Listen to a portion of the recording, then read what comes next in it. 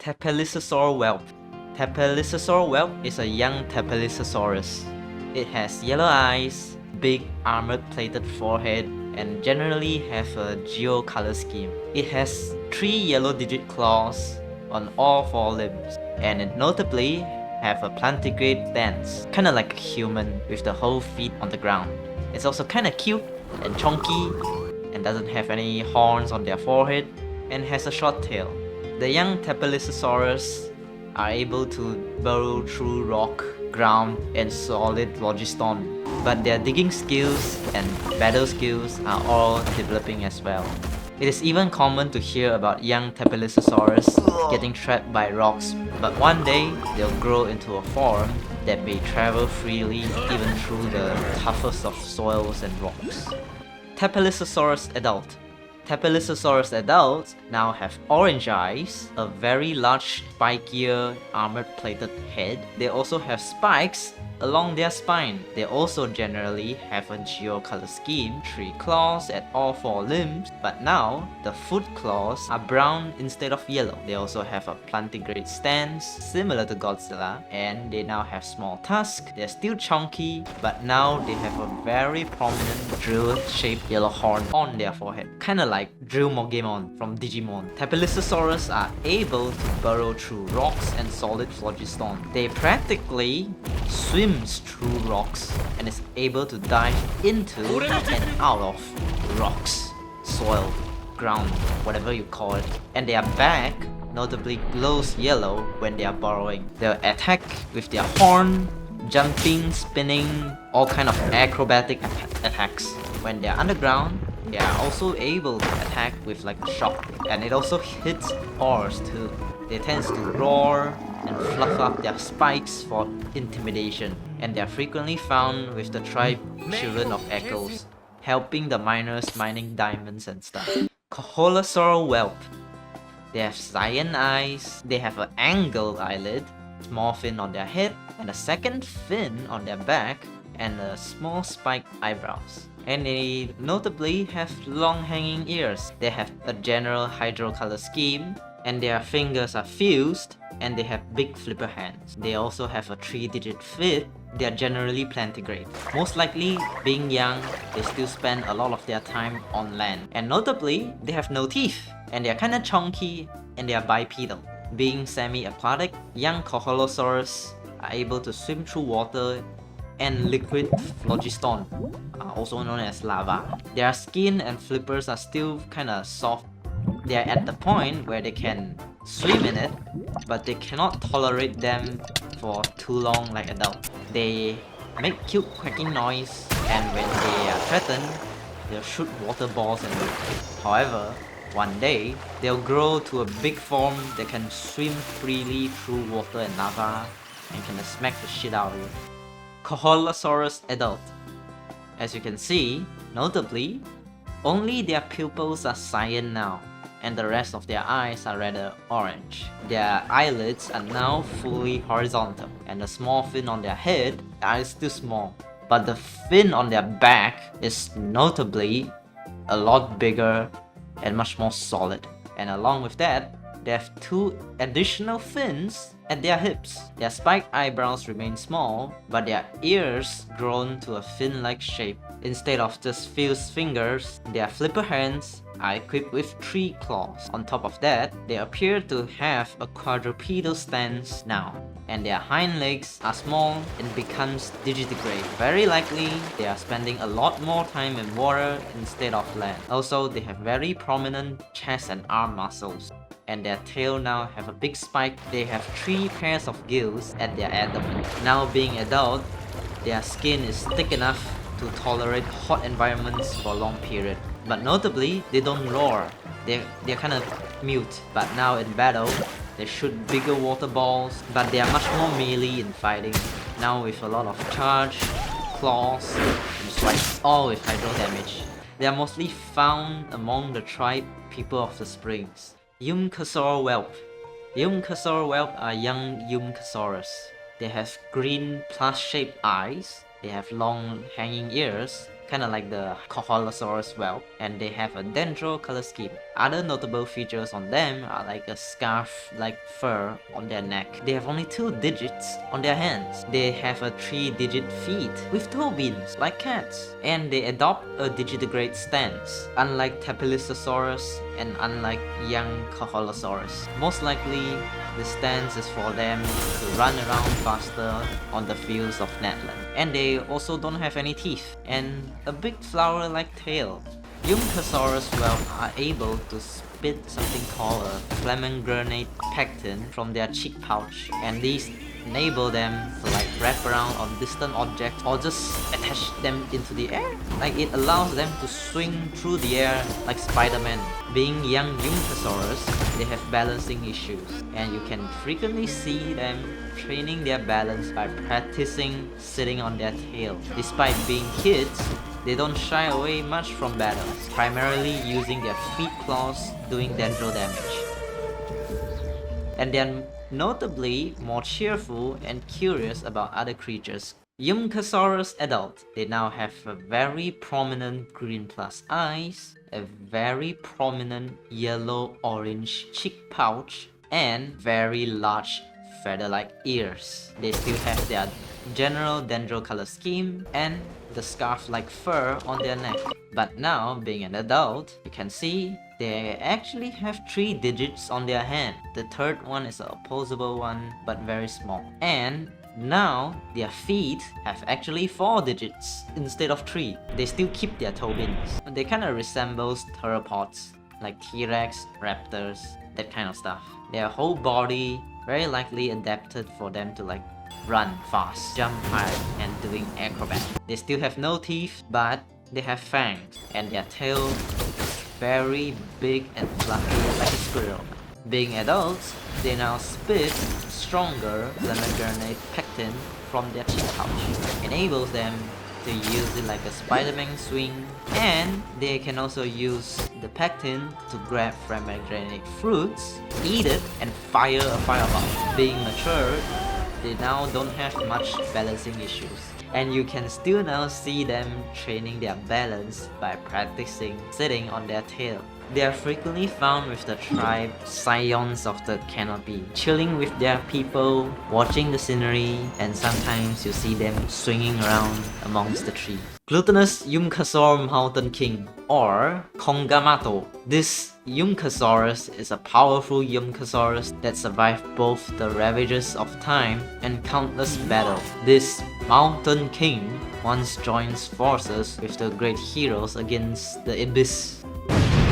It appears to have all the features of a regular Yumkasaurus, but notably, everything has been big. Its fur has been greatly grown and flourished, and along with its tail, now resembling a fruit that blooms out of a giant flower. Now, its claws are now black.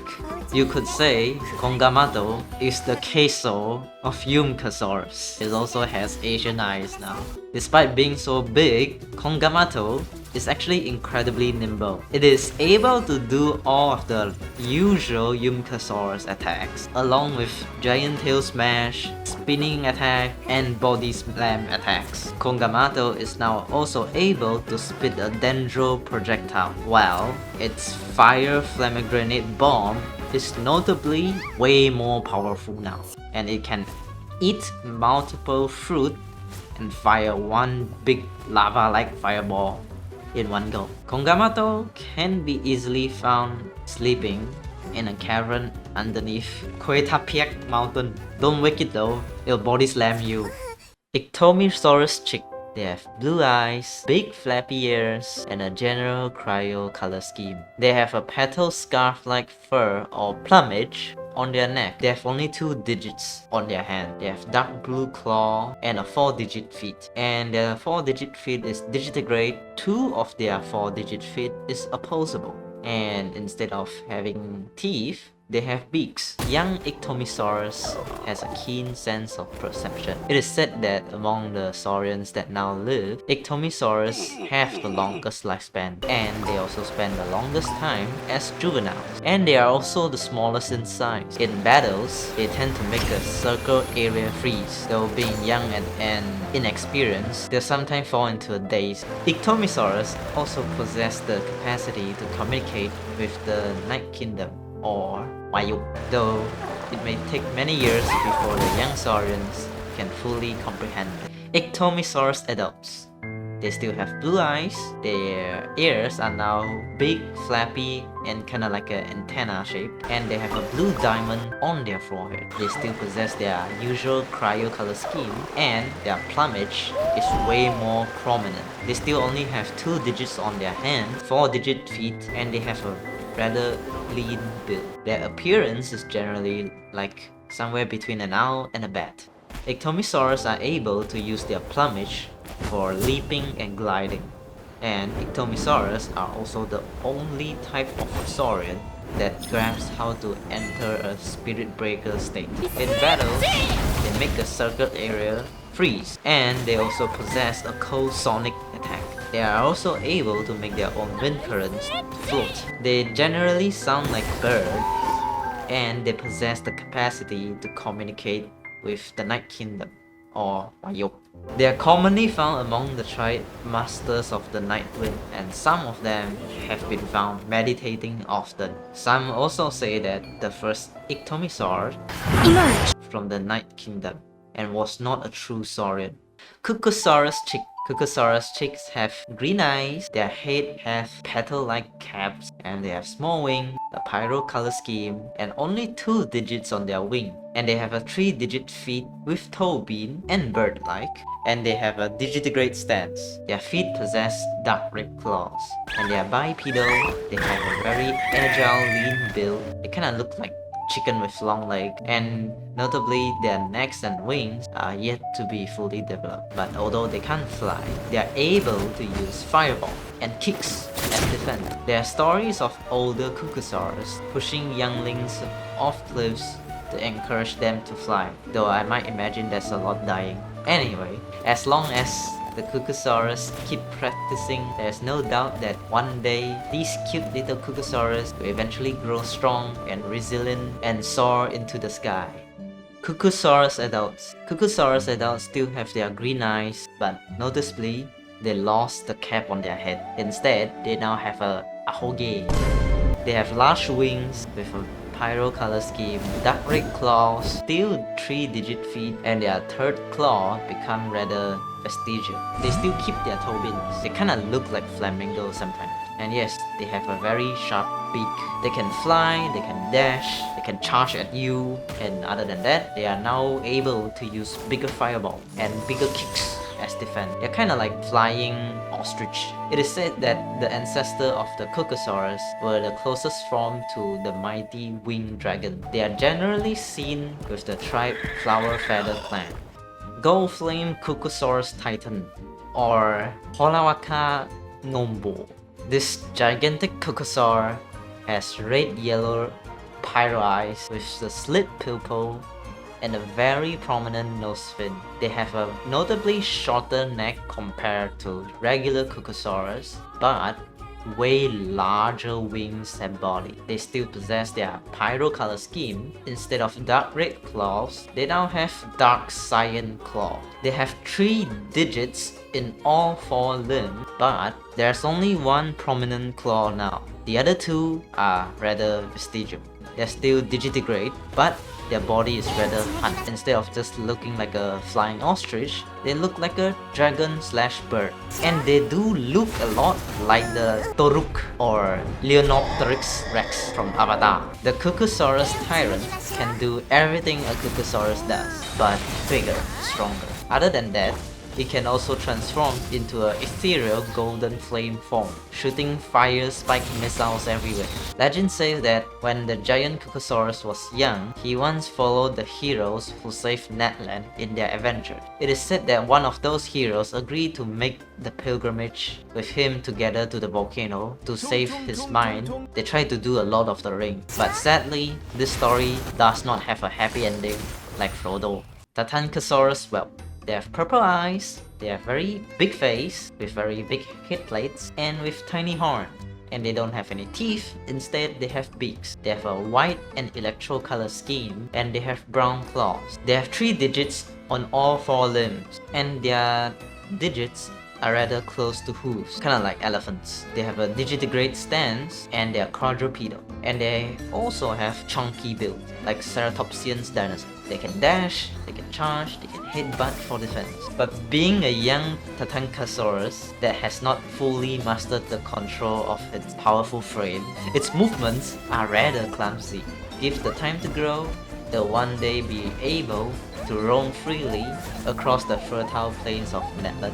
Tatankasaurus adults. They still have their purple eyes with their big gigantic head plates with gigantic purple-ended horns. They have their big beaks and they still possess their white and electro color scheme. They still have their 3-digit feet. They are still quadrupedal, still digitigrade. In terms of stance, they don't differ that much from the young, but they are noticeably a lot bigger and a lot tougher, and with their body also lined with purple protrusion and horn. Kinda like Ceratopsian dinosaurs, they are tough. They are like the tank of dinosaurs. And they are also the biggest Saurian in Natlan. Not counting the Qucusaur and the half dragon. They can stomp, dash, charge, and headbutts for their defense with all electro damage. They are mostly seen dashing around Etopan's volcanic landscape and can be commonly found amongst the tribe, the Collective of Plenty. According to legend, the Tatankasaurus ancestors were so large they could use their horns to move mountains, but they lacked the agility of their smaller modern relatives. じゃじゃーん